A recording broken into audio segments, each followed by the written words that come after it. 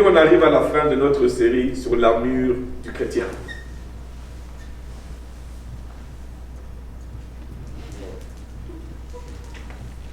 J'ose croire que vous avez mis votre armure. C'est pour scruter un peu. Pas le choix. Les attaques, c'est un matin. On a les armures. Mais oui, nous avons jusqu'à présent parlé des armes défensives que le chrétien possède, n'est-ce pas? Mais pour clore la série, nous verrons la seule arme offensive que nous avons. Je dis bien la seule. L'épée de l'esprit. Pas n'importe quelle épée.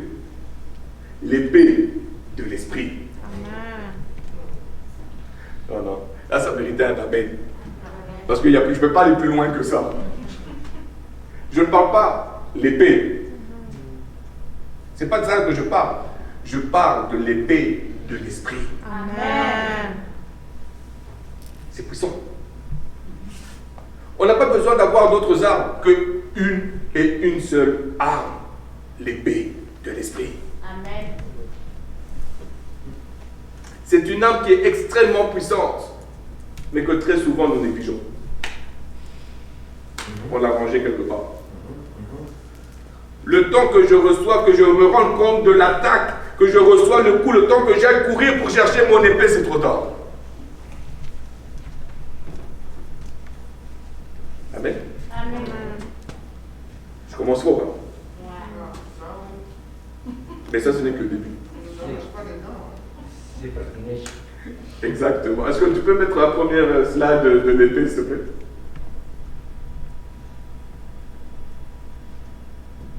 Elle est belle, hein? Tu peux mettre la deuxième, s'il te plaît? Waouh! Mais je ne sais pas si vous avez remarqué, elle n'est pas dans sa gaine. Elle n'est pas dans son étui. Ça veut dire beaucoup de choses. Il y a des épées qui restent dans l'étui. Mais celle-là n'est pas dans l'étui. J'aimerais qu'on aille dans Éphésiens chapitre 6, versets 10 à 18. Au reste, fortifiez-vous dans le Seigneur et par sa force toute puissante. Revêtez-vous de toutes les armes de Dieu afin de pouvoir tenir ferme contre les ruses du diable. Car nous n'avons pas à lutter contre la chair et le sang, mais contre les dominations, contre les autorités, contre les princes de ce monde de ténèbres, contre les esprits méchants dans les lieux célestes. C'est pourquoi prenez toutes les armes de Dieu afin de pouvoir résister dans le mauvais jour et tenir ferme après avoir tout surmonté. Tenez donc ferme, ayez à vos reins la vérité pour ceinture. Revêtez la cuirasse de la justice. Mettez pour chaussure à vos pieds le zèle que donne l'évangile de paix. Prenez par-dessus tout cela le bouclier de la foi, avec lequel vous pourrez éteindre tous les traits enflammés du malin. Prenez aussi le casque du salut et l'épée de l'esprit, qui est la parole de Dieu. Faites en tout temps par l'esprit toutes sortes de prières et de supplications. Veillez à cela avec une entière persévérance et priez pour tous les saints. Amen. Tout comme avec les autres parties de l'armure que nous avons vues, nous allons nous mettre dans le contexte de l'époque de Paul. Pour l'arme offensive, Paul fait allusion encore une fois à l'armée romaine, qui a fait agrandir le royaume de César, ayant comme arme principale l'épée. Maintenant, cela ne veut pas dire qu'ils n'avaient pas d'autres armes. Ils avaient des catapultes, ils avaient des balistes, ils avaient des haches, ils avaient des massues, ils avaient des lances. Mais comme arme principale, c'était l'épée. On est d'accord avec ça?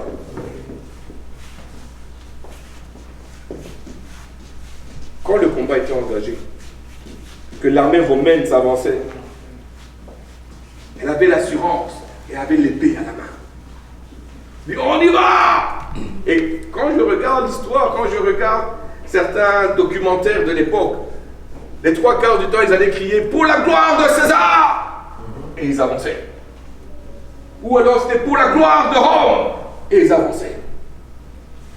L'épée à la main. Prêts à aller combattre. En fait, un soldat romain devait avoir sur lui l'épée. Un soldat qui était en bataille, un soldat qui était en service devait avoir sur lui l'épée.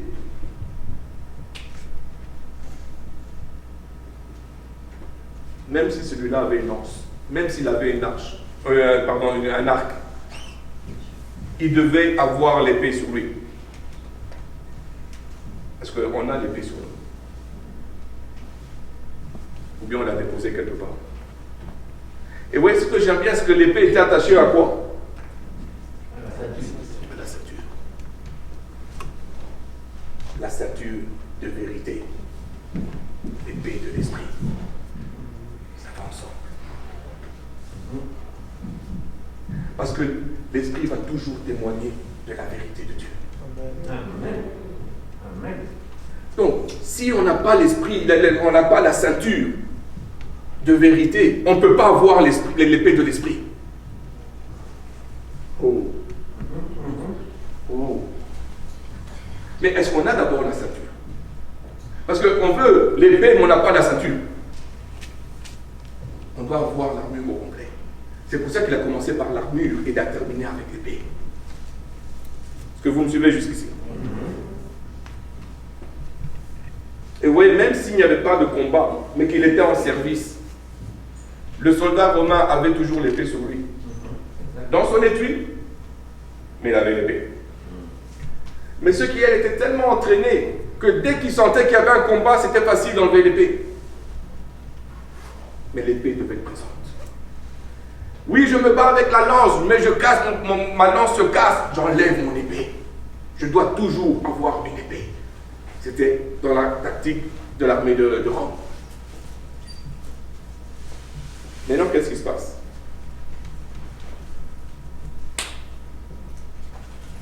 Avant qu'il passe à l'attaque, qu'est-ce que l'armée romaine faisait? En position, on enlève l'épée. Parce qu'en position, tu dois avoir l'épée en main. Parce que je vais attaquer. Je ne suis pas là pour que l'ennemi attaque en premier. Non. Je dois attaquer. Oh. La Bible nous dit, allez et faites.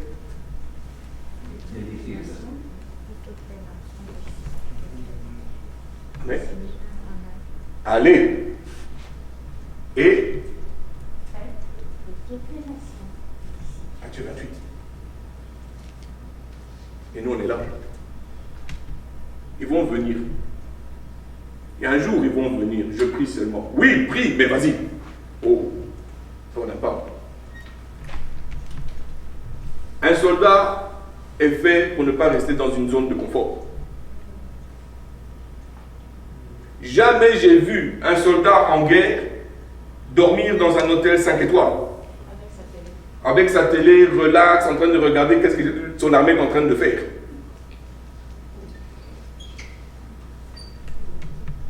Amen. Amen.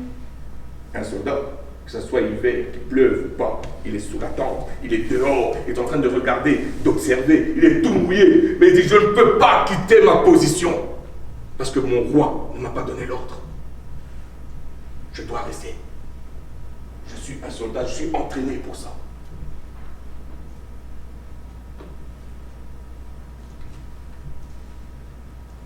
Mais,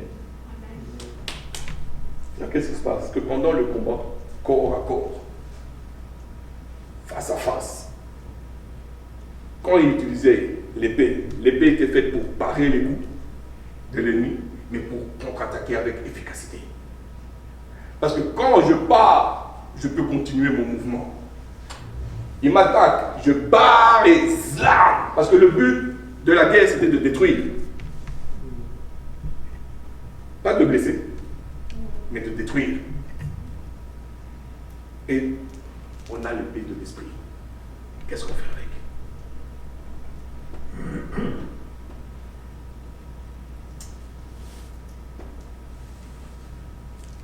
Vous vous souvenez qu'on avait parlé du bouclier de la foi, n'est-ce pas? Quand tu regardes les combats, bouclier, l'épée, il y a certains moments, il utilisait quoi? Le bouclier. Il y a d'autres moments, il utilisait l'épée. Il paraît certains coups avec le bouclier, mais il paraît certains coups avec l'épée. Beaucoup d'entre nous avons laissé l'épée dans le tuyau. On essaye et on se défend juste avec le bouclier, oubliant qu'on a une arme offensive. Parce qu'il y a certains coups qu'on doit utiliser avec l'épée ou pour parer avec l'épée pour pouvoir contre-attaquer, mais on utilise uniquement le bouclier. Mais le bouclier et l'épée vont ensemble, frères et sœurs. Bah! Boum! Bah! Boum! Et non pas bah! Bah! Où? Il arrive ici, bam! Eh bien, c'est où maintenant? Et ils sont tout autour et ça nous tombe sur la tête et on continue de contrer avec le bouclier, le bouclier, le bouclier. Le Seigneur te dit, utilise l'épée. Je ne sais pas. Il dit, utilise l'épée de l'esprit.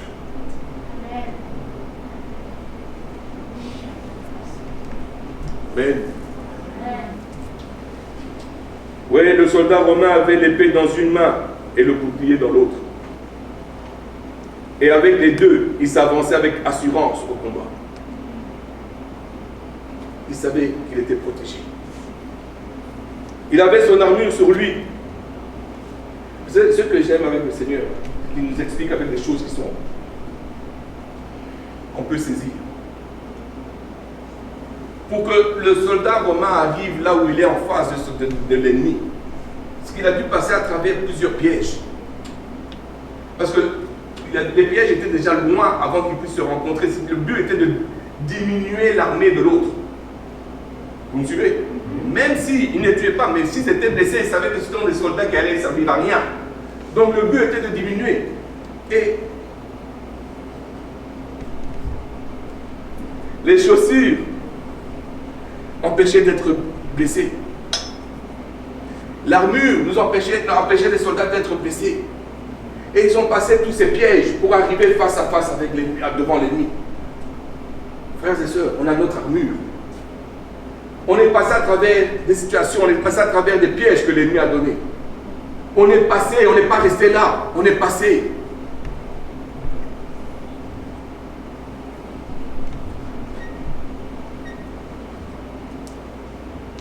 On a repoussé les flèches enflammées avec le bouclier.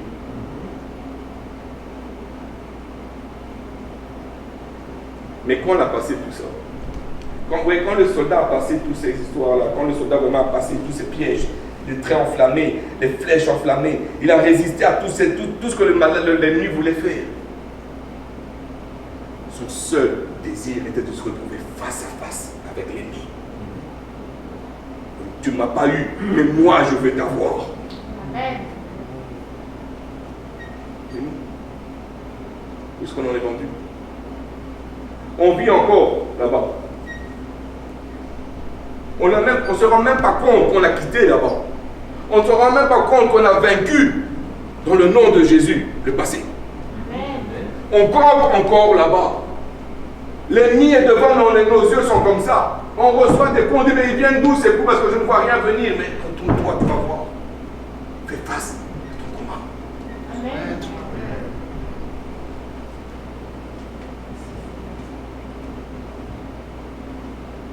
Ce que j'aime bien, c'est que quand les Romains étaient face à face avec leur ennemi, le combat faisait rage. Après tout ce qu'il a subi, ce soldat, il dit, je ne peux pas laisser. Après tout ce que j'ai vu, mais comment mon frère est tombé, mon frère d'armes est tombé, comment est-ce qu'il est mort, comment est-ce qu'il a été touché, comment est-ce que tu l'as blessé. Moi, je vais te détruire.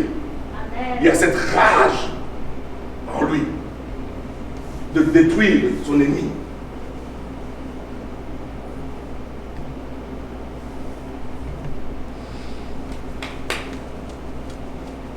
Je ne sais pas si vous me comprenez. Est-ce que vous saisissez ce que je suis en train de dire?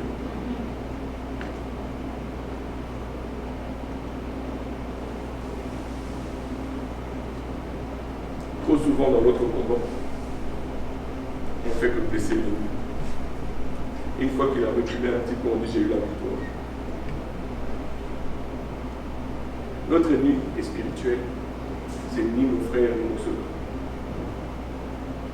Notre ennemi, c'est Satan. on est en guerre contre son royaume. On doit être en rage contre lui. Parce qu'il veut nous détruire. Lui ne veut pas juste nous blesser. Il veut nous détruire. Il veut notre mort spirituelle. Il veut qu'on aille en enfer avec lui. Il veut notre malheur.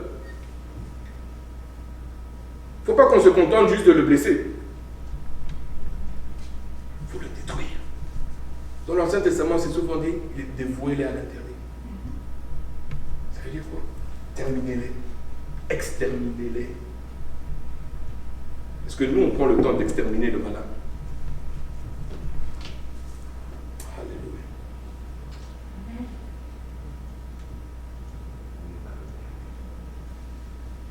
Vous voyez, Paul nous dit maintenant, vous, enfants de Dieu, vous avez mis l'armure qui vous a été donnée. On a pu résister au trait enflammé du malin par sa grâce, par la grâce du Seigneur. Nous qui avons par la foi, nous qui avons gardé la foi par la puissance du Seigneur Jésus-Christ. Après l'armure vient toujours l'épée. Et on a l'épée. Amen.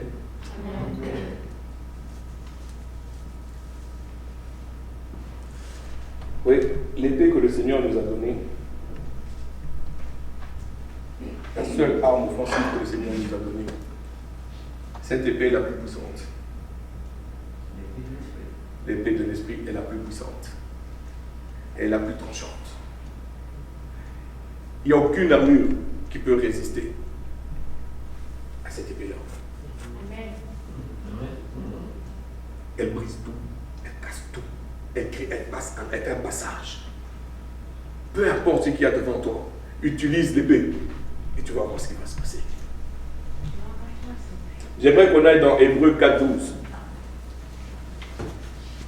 Car la parole de Dieu est vivante et efficace, plus tranchante qu'une épée quelconque à deux tranchants, pénétrant jusqu'à partager âme et esprit, jointure et moelle, elle juge les sentiments et les pensées du cœur.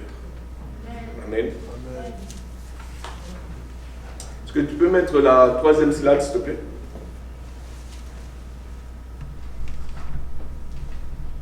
Wow.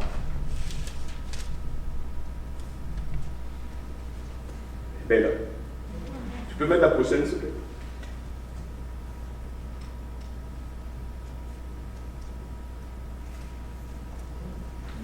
L'épée de l'esprit. Oui, l'épée est la révélation que Dieu a donnée de lui-même. Dont le chrétien en est habité et qui saisit et qui obéit à la parole de Dieu. On doit saisir et obéir à la parole de Dieu. Trop souvent, on s'arrête juste à la lecture. Et 5 minutes après, tu as oublié. Qu'est-ce que j'ai lu encore ce matin? Ça parlait de quoi? Je sais que c'était dans Jean, si j'ai bonne mémoire. Mais bon, regarde, ça va me revenir. Tu as médité quoi? Et pourtant, c'est un verset qui m'a frappé. Hein? Il t'a tellement frappé que tu as oublié 10 minutes après. Le coup était trop fort. Mais après, tu veux obéir. Mais tu vas obéir à quoi si tu oublies? Oui, un soldat qui a la révélation de la parole de Dieu, qui est habité par la parole de Dieu, qui saisit, qui obéit à la parole de Dieu. Ce soldat peut être attaqué par n'importe quelle puissance. Il va rester debout. Parce qu'il va utiliser l'épée. C'est à ça que le Seigneur nous appelle.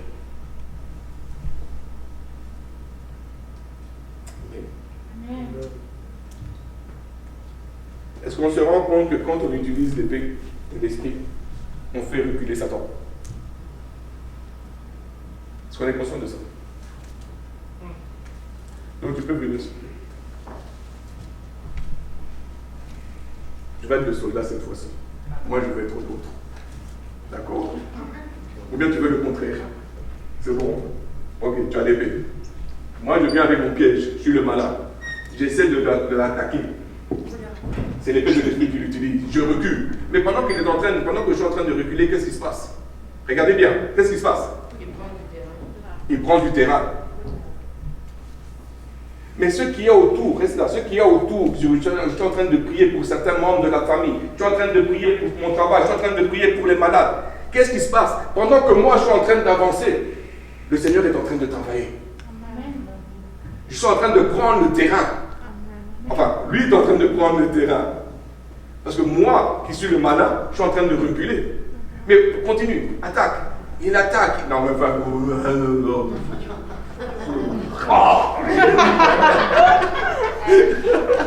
Mais qu'est-ce qu'il vient de faire? Il m'a fait reculer. Mais je vais arriver à un moment donné, je veux retourner dans la Bible. Oh.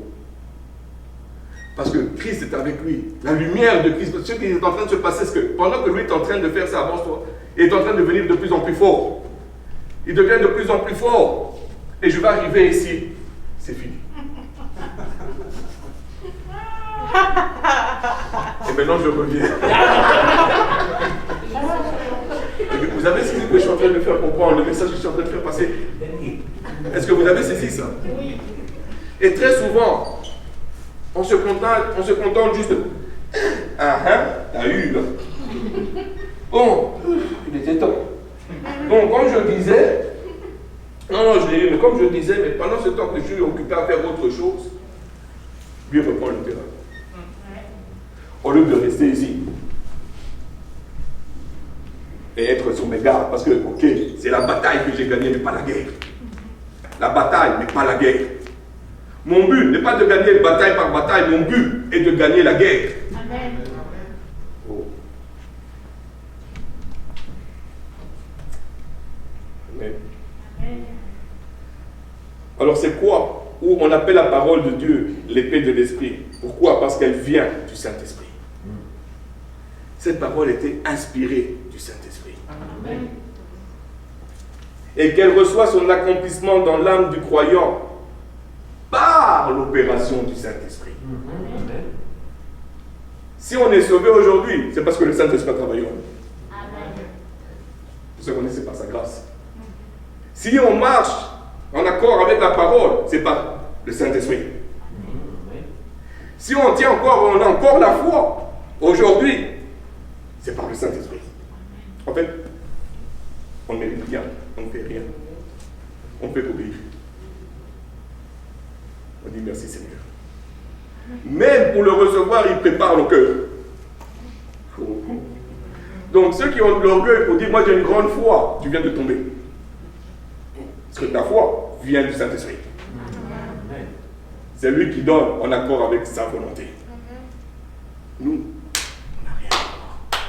Si je suis ici aujourd'hui devant vous, c'est par sa grâce. Parce que quelque part, il y a eu des gens qui ont prié et le Seigneur a eu pitié, il a trouvé compassion, ils ont eu grâce et il a répondu à la prière. Le collège biblique, c'était juste l'accomplissement de la prière qui a été faite.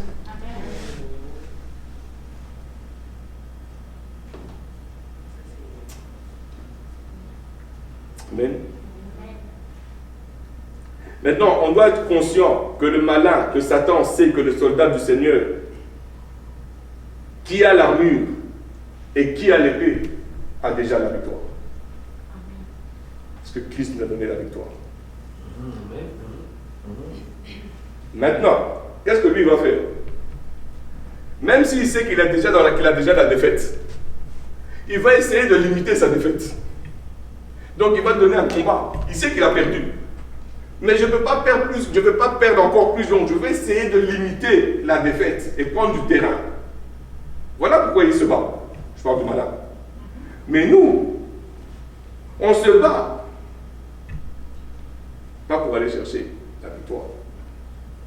Pas pour avoir la victoire, pardon. Mais pour aller chercher la victoire. Parce que la victoire nous a déjà été donnée par Christ à la croix. Donc on se bat pour aller chercher la victoire. Nous on se bat en tant que gagnants. Amen. Et c'est là où je me suis rendu compte. Nulle part, je dis bien nulle part, j'ai lu que Rome assurait à ses soldats une victoire dans toutes les guerres qu'ils faisaient. Nulle part. Je ne sais pas si vous avez vu, vous avez pu lire. Ils avaient une probabilité, une grande probabilité de victoire sur leur ennemi. Mais ils n'avaient aucune certitude de la victoire. Vous me suivez? Aucune armée sur terre, quand il va au combat, a la certitude d'avoir la victoire. Ils ont une grande probabilité d'avoir la victoire, mais n'ont aucune assurance d'avoir la victoire. Les Américains sont partis au Vietnam avec une probabilité d'avoir une victoire, une forte probabilité. Mais l'histoire nous montre que c'était le contraire qui s'est passé.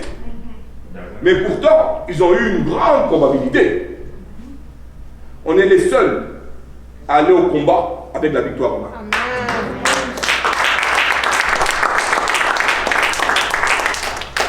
Sinon, on n'y va pas quand même.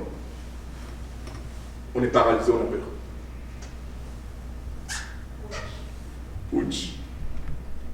Eux, ils y vont avec une grande ou une probabilité de victoire. Nous, on a l'assurance de la victoire, mais on n'y va pas quand même. Pourquoi? Pourquoi? Tu doutes de quoi puisque tu as la victoire? La foi. Mais la foi, c'est le bouclier de la foi. Peur de quoi puisque tu as déjà la victoire? Qu'on me dise. Pourquoi est-ce qu'on n'y va pas? La paresse, l'attise. Ça prend trop de travail. On aime notre zone de confort. On aime rester comme on est. On aime notre chair. On veut rester comme ça. Oui, Seigneur, je t'aime. Oui, je sais. Oui, tout ça. Mais je suis confortable là où je suis. Je ne veux pas changer. Fais-le pour moi, exactement. Va au combat pour moi. Il dit, je suis déjà allé au combat, je suis allé à la croix. Je suis allé au combat. Je suis mort. Je suis rentré. Je suis allé en enfer. Je suis ressorti 3 jours après, victorieux.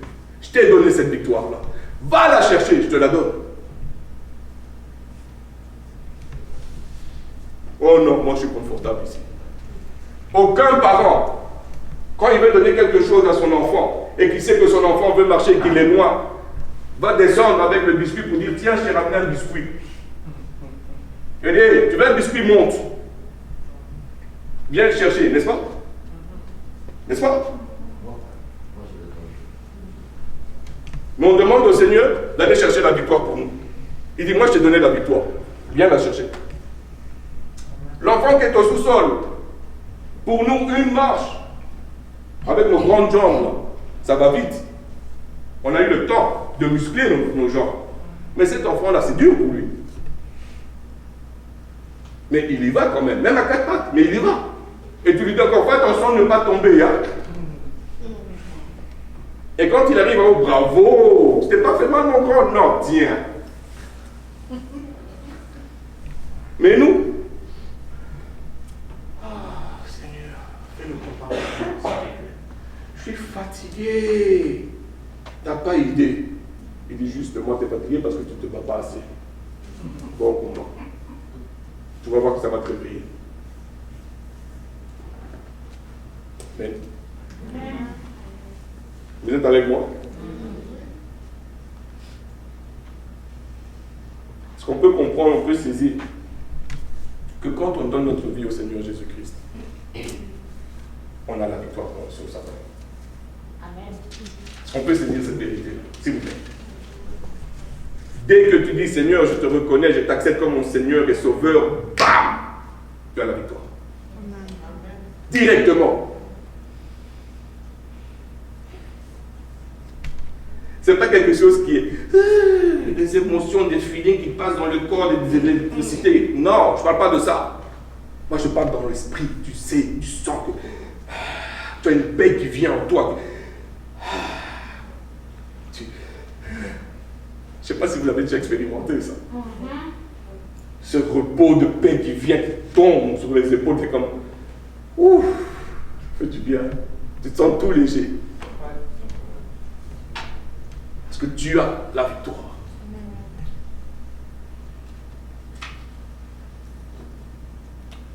Alors maintenant, avec assurance, avec autorité, frères et sœurs, utilisons notre épée, qui est la parole de Dieu. Amen. Cette parole sert à la fois à contrecarrer ou à parer les coups de l'ennemi et attaquer, à détruire les plans que l'ennemi a. Trop souvent, on est focalisé avec ce que nos yeux voient, on reste paralysé à ce que nos yeux voient plutôt que de voir et d'entendre, de se rappeler, de mémoriser, de laisser le Saint-Esprit nous parler et nous répéter, nous rappeler la parole de Dieu qui dit « Garde l'espoir parce que Christ est en toi ». Il dit non. Qu'est-ce que je vais faire? Qu'est-ce que tu vas faire? Je prie tout par celui qui me fortifie. Et parle à la situation. Oh oui, d'accord, il y a ça. Maintenant, je te préviens que dans le nom de Jésus-Christ, Dieu est en moi, je prie tout par celui qui me fortifie et j'aurai la victoire parce que Christ m'a donné la victoire. Amen.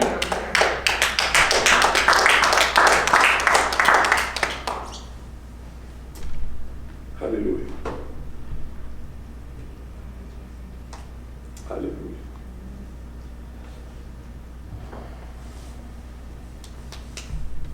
Trop souvent, on voit cette parole ici, la Bible, comme un livre. Juste un livre. Qu'on lit. Un livre de principe. Est-ce qu'on est conscient qu'elle est vivante? Est-ce qu'on est conscient qu'elle est vivante, cette parole?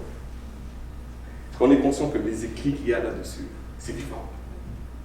Parce que c'est la parole de Dieu. C'est avec cette parole qu'il a prononcée et la création commence à se faire. Parce que c'est vivant. Ce n'est pas juste un livre. C'est plus qu'un livre. La parole est vivante. Elle est efficace. Elle est puissante. Amen. Amen. Oui, la parole est l'épée de l'esprit. Pourquoi? Parce que l'esprit de Dieu a donné, l'a inspiré. Mais l'aide du Saint-Esprit est nécessaire pour pouvoir interpréter cette même parole. On a besoin du Saint-Esprit. On a besoin du Saint-Esprit. Maintenant, pour être un soldat redoutable, qu'est-ce qu'il faut? Qu'est-ce qu'il faut? Il faut un entraînement. Dur, féroce, puissant. N'est-ce pas? Allons dans le psaume 144, verset 1. Béni soit l'Éternel, mon rocher, qui exerce mes mains, mes doigts. Mais il a dit quelque chose avant. Qui quoi? Qui exerce. Ah, il y a une personne qui a... Ça dérange. Ça dérange. On n'aime pas l'exercice. Qui Exerce. au combat. Et Les doigts à la bataille. ça veut dire quoi? Il y a certaines situations qui arrivent dans notre vie qui n'est qu'un champ d'entraînement. Bootcamp. Le Seigneur veut nous entraîner parce qu'il sait que la guerre arrive. Il sait que ça continue. Et il s'est dit, maintenant tu es passé à un autre niveau, maintenant oui tu as eu l'armure, maintenant laisse-moi t'entraîner à utiliser le bouclier de la foi. Eh mais c'est compliqué. Il dit, laisse-moi te faire passer, je dois te faire passer par l'entraînement avant de te mettre au combat, laisse-moi t'exercer. Alors, au lieu de se plaindre, passons à l'entraînement et faisons confiance au Seigneur. Amen. Oui, c'est dur, oui, c'est compliqué, mais je vais y arriver. Parce que Christ est avec moi. Parce que sa grâce me suffit. Oui, je suis en train de passer par les pièges, mais c'est le moment de voir si j'ai bien mis mes souliers. Et je vois, je regarde, j'ai bien mis les souliers. Je dis, oh, alléluia. Je passe. Est-ce que ça va me faire peur? Oui, ça va me faire peur. Oui, ça va me faire peur. Mais c'est là où on devient un héros. C'est quand tu prends ton courage et tu fais confiance au Seigneur. Et tu dis, c'est toi qui es avec moi. Oui, j'ai peur, mais je passe au-dessus. Ma confiance en toi, Seigneur, est plus grande que ma peur et je vais aller avec toi. Amen. Peu importe. Amen. Moïse a dû passer par des moments difficiles afin de pouvoir avoir l'autorité sur Pharaon. Passer par le désert, il a failli mourir. D'être brisé, transformé. David est passé par des moments difficiles avant qu'on puisse dire un homme selon le cœur de Dieu. Pensez que nous, on ne va pas passer. Nous, on vaut mieux qu'eux. Parce qu'on est sous la grâce. Vous pensez qu'on ne peut pas passer par des moments difficiles comme l'entraînement? Parce qu'on a Google, on a la technologie. Vous pensez qu'on ne peut pas passer, justement, on ne peut pas passer à côté de l'entraînement? Pensez ça. Les apôtres sont passés, ils étaient sous la grâce. N'est-ce pas?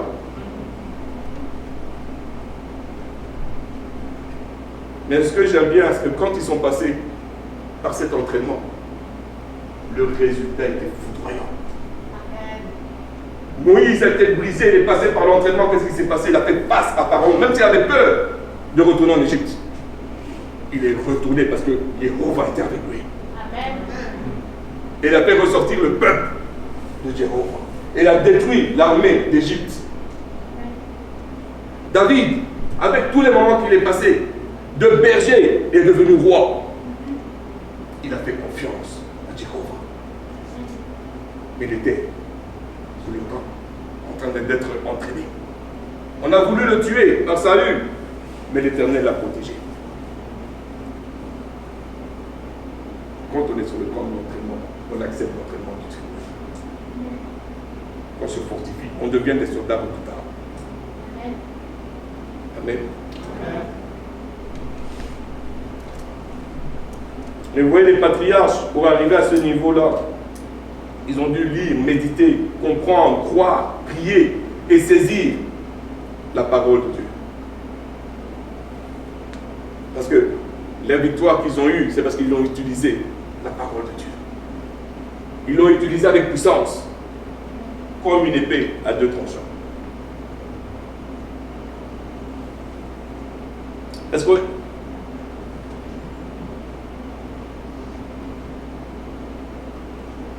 le Saint-Esprit est en nous, ça?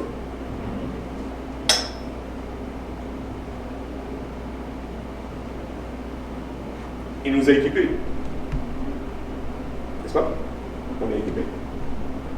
On a tout pour réussir. Tout. Est-ce qu'on est conscient qu'on a, on a reçu une autorité qui ne se trouve que dans le nom du Seigneur Jésus-Christ? Amen. Oui, dans l'Ancien Testament, le Saint-Esprit était sur les gens. Aujourd'hui, il est en. Amen. On a le Seigneur Jésus-Christ avec nous. Et il dit, je te donne l'autorité de mon nom pour aller chercher ta victoire. Va, utilise nos noms. Va. C'est pour ça que quand on prie au nom du Seigneur Jésus-Christ, Fils du Dieu vivant. Le nom du Seigneur Jésus-Christ est le nom qui fait trembler toute la création. Ce nom fait trembler l'enfer, Satan et tout ce qui s'y trouve en enfer. Rien que le nom du Seigneur Jésus-Christ, Satan tombe à genoux. Oh Seigneur Jésus-Christ. Est-ce qu'on se rend compte de ce que le Seigneur nous a donné? Est-ce qu'on se rend compte de ce que le Seigneur nous a donné? Ce nom qui est au-dessus de tout autre nom, où peu importe la maladie, elle plie, peu importe l'attaque, elle plie, peu importe, Satan vient avec toute son armée, ça plie devant le nom de Jésus-Christ. Amen.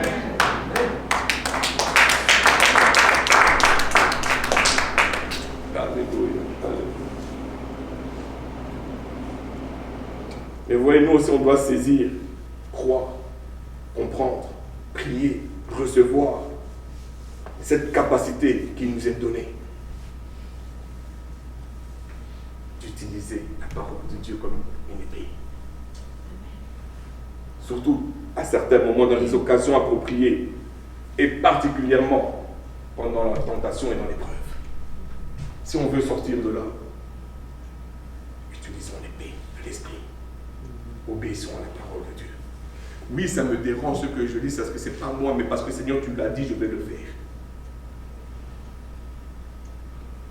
Je veux obéir à la parole de Dieu. Amen. Amen. Cette épée qui nous est donnée est puissante pour couper en morceaux les pièges de l'adversaire, pour détruire les plans de Satan. Cette épée est puissante pour renverser les situations, pour réaliser l'impossible, pour nous donner une victoire définitive. Parce qu'on se bat dans le nom de Jésus-Christ. C'est un enfant, un soldat du Seigneur. Quand il est au combat, il y a la bannière de Christ qui est levée. Si la bannière de Christ est levée, si nous avons notre armure, si nous avons le bouclier de la foi, si nous avons l'épée, on a peur de quoi? On a l'autorité dans le nom de notre roi. On a peur de quoi? On a peur de quoi? Amen. On peut renverser les situations. On a la victoire que dans le nom du Seigneur Jésus-Christ. Lui qui est mort à la croix, ressuscité le 3e jour. Lui qui est le roi de l'univers. Amen. Amen. Il vient dire, je t'ai donné mon nom. Va en mon nom. Va. Prends ta victoire. Fais reculer le royaume des ténèbres en mon nom. Je suis avec toi. Je serai avec vous jusqu'à la fin des temps. Le Seigneur nous a dit. Chaque combat que je fais, je ne suis pas seul. Christ est avec moi. Et rien que parce que Christ est avec moi, Satan voit que Christ est avec moi, il recule. Ah, Seigneur Jésus-Christ. Mais malheureusement, peu sont ceux qui vont utiliser l'épée efficacement. Peu sont ceux qui vont accepter d'aller à l'entraînement du Seigneur.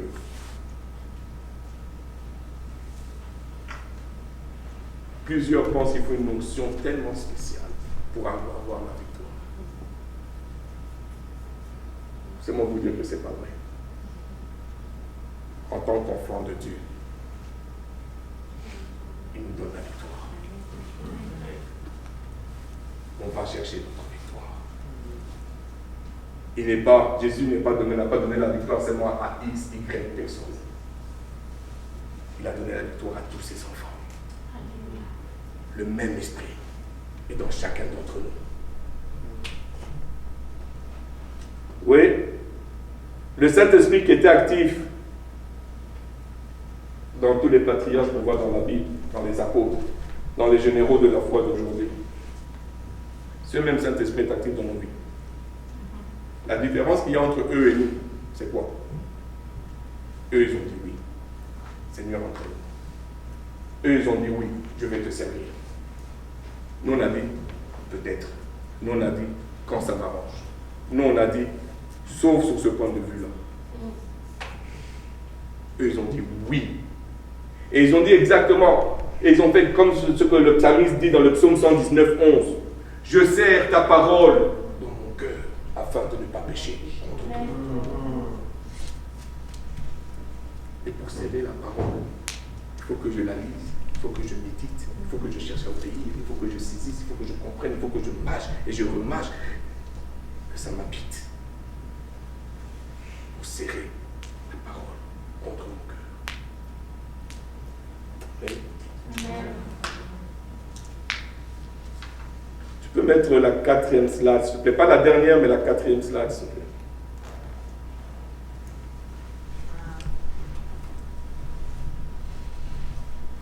Plusieurs d'entre nous, quand nous passons par des moments difficiles, je ne sais pas si ça vous est déjà arrivé, on a des versets qui nous viennent dans la tête.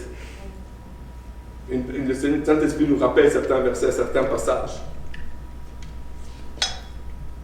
Bon, quand ça nous remonte, est-ce qu'on peut utiliser ces passages dans nos prières? Seigneur, tu as dit dans ta parole. Seigneur, tu as dit dans ta parole. Et Seigneur, parce que tu as dit dans la parole, oui, ce que je vois, Seigneur, ça ne ressemble pas à ce que tu as dit, mais parce que tu as dit dans ta parole, Seigneur, je veux croire ce que ta parole a dit. Amen. Laisse-moi prophétiser ce que ta parole a dit, Éternel, sur cette situation-là. Parce que tu l'as dit.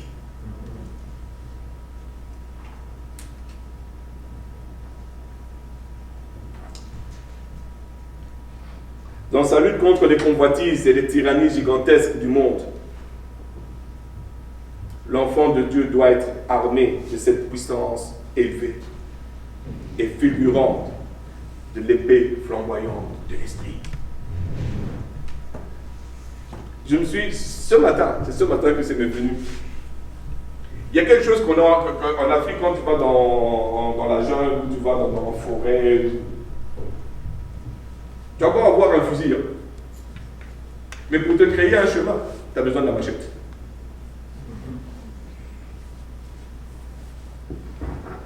Même là, pourtant ton fusil est long, tu peux faire avec la grosse. Tu crées un passage. Non, non, c'est la machette. Toujours. Tu veux te créer un passage spirituellement? C'est moi. Ah, c'est en haut. Tu veux te créer un passage spirituellement? Tu lis ton épée. Tu es tanné des pièges? Ben vérifie. Avec ton épée des pièges.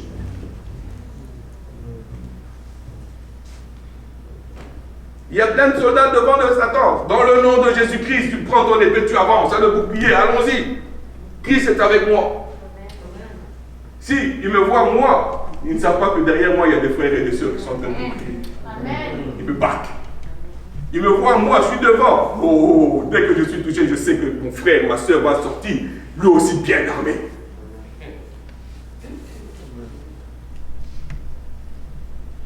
Et au son de la trompette de mon roi, on va passer à l'attaque. Amen. Amen. Est-ce qu'on se souvient tous de l'histoire de la tentation de Jésus-Christ dans le désert? Oui, le diable connaît la puissance de la parole de Dieu. Et souvent, il viendra contre vous avec la parole. Et si vous ne connaissez pas la parole, il va vous arracher la victoire. J'aimerais qu'on aille dans Matthieu chapitre 4, versets 3 à 10.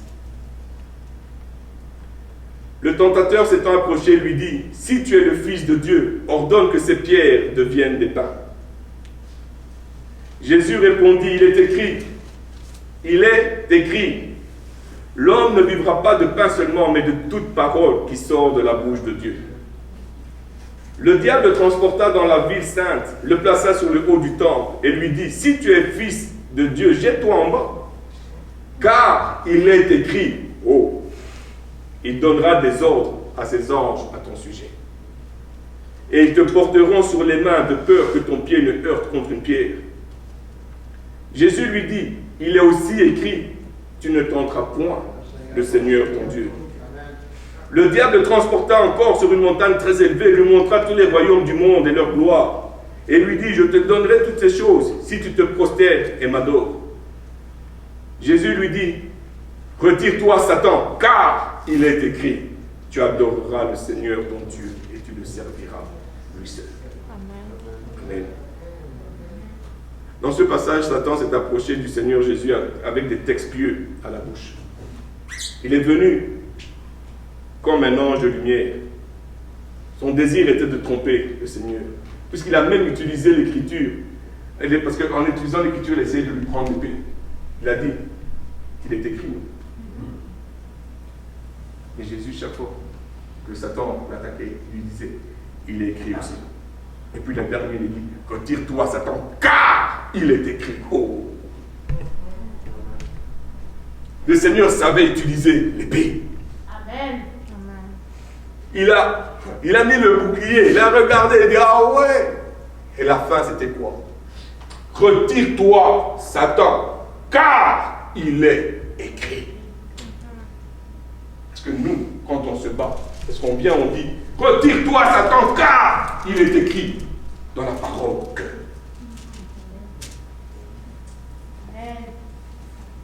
Ou bien on va venir, car j'ai pensé que. Car je. Vous vous souvenez? Non, non, on rigole, mais vous vous souvenez de ce qu'on avait dit? Si tu as ta couronne, tu ne peux pas mettre ton casque. Donc, si tu as la couronne sur ta tête, tu vas passer de je. Parce que c'est moi l'autorité. Mais quand tu enlèves ta couronne et que tu mets le casque, c'est que tu reconnais, tu te soumets à l'autorité qui est supérieure à la tienne. Oh. Et Jésus, la Bible nous dit quoi? Il a laissé sa gloire. N'est-ce pas? Il est venu comme serviteur. Il avait le casque. Il pouvait, sa défense, son épée, c'était car il est écrit. Pourtant, il était Dieu. 100% Dieu. Amen. Il n'a pas dit je. Car il est écrit. Amen. Amen. Si nous voulons utiliser l'épée avec efficacité, nous devons connaître la parole, la méditer, la comprendre, la saisir, la croire, la prier. Et surtout qu'on prenne le temps de chercher la face de l'Éternel. Chercher la face de l'Éternel. Psaume 27, 8 nous dit, mon cœur dit de ta part, cherchez ma face, je cherche ta face, ô Éternel. Mon cœur dit de ta part. J'aime trop ce passage, ce psaume. Mon cœur, même mon cœur me le dit de chercher ta face. Mais mon cerveau, mon engagement est occupé ailleurs. Pourtant, mon cœur me dit de chercher ta face. Combien de fois tu n'as pas cette pulsion de chercher la face de Dieu? Mais le Premier ministre doit parler. C'est quoi qu'il va dire?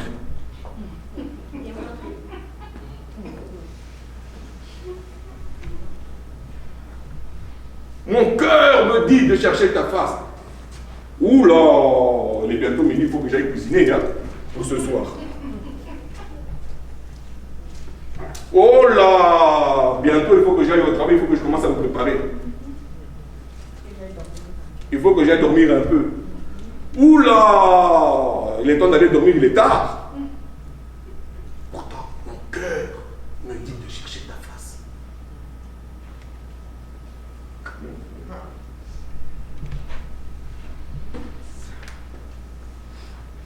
Amen. Amen.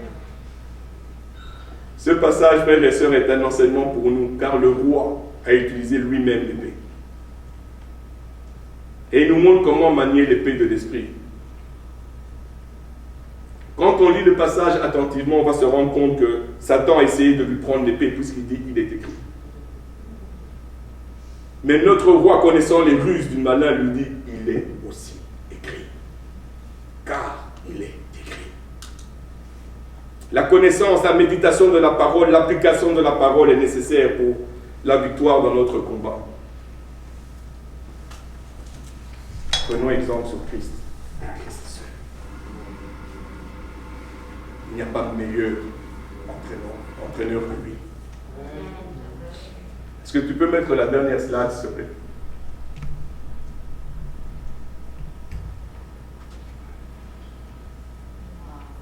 Ah, un soldat.